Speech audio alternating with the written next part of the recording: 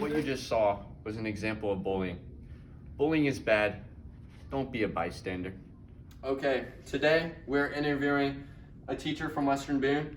It is Mrs. Lurch, and I have a couple questions for you. So the first one is, what types of bullying do you see in the classroom?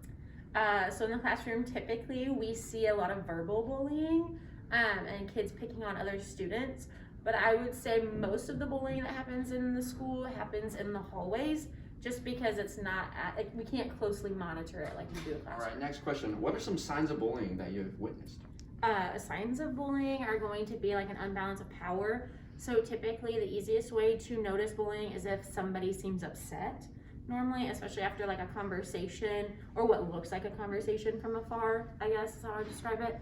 And then also some other signs might be like if kids bring up things that have happened online or at home, because not always does it happen here in the building, but it can happen outside of All right, school. and my last question for you is, what should we do if we see somebody getting bullied? If you see somebody getting bullied, you should definitely report it to an adult that can help you. If you do not want to necessarily be the person that rats out the bully per se, then you can report it to the bully box. But I don't think it's horrible to rat somebody out because they're doing something really bad and wrong. So I think I would take pride in making sure that whoever is being bullied is taken care What of. bullying have you dealt with in like the schools with your experience? Most of the bullying I've dealt with has been over social media.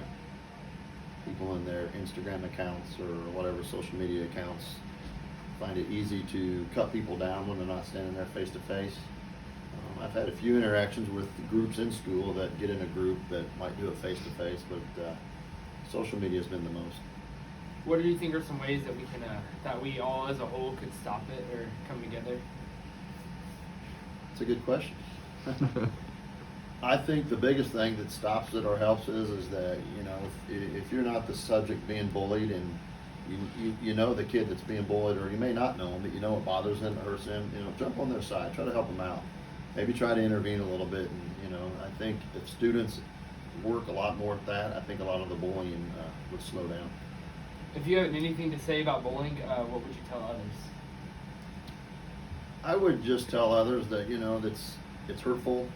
Some people got a lot going on, and then when they get bullied, you know, you don't know what's going on their day that day. And I've always thought, even when I was a kid many years ago, we didn't have to worry about social media. But I think if you're bullying somebody, to me, you're showing a sign of weakness to make you feel better about picking on somebody, and that's not the way to go about even your struggle. But I just, you know, I encourage everybody just to stop and think, 'cause, you know, you don't know what that individual's going through that you're picking on, or they may not have what you have, maybe less fortunate, and you know, maybe try to help them out. Yeah. Bullying needs to change, and that change can start with you. #StopBullying.